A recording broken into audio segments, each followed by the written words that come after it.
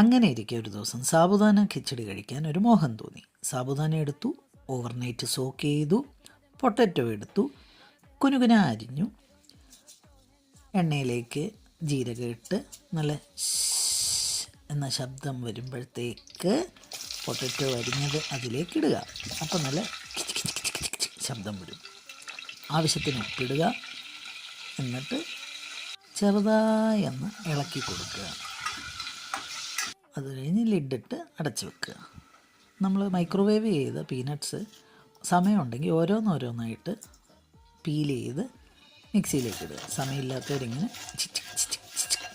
എല്ലാം ഒരുമിച്ച് ഇളക്കി മിക്സിയിലേക്കിട്ട് ഗിർഗിർ അരച്ച് പൊടിയാക്കി ഓവർനൈറ്റ് സോക്ക് ചെയ്ത് സാബുദാനയിലിട്ട് ആവശ്യത്തിനുള്ള കുറച്ച് നമുക്ക് ഉപ്പും അതിൻ്റെ കൂട്ടത്തിൽ ആഡ് ചെയ്യാവുന്നതാണ്.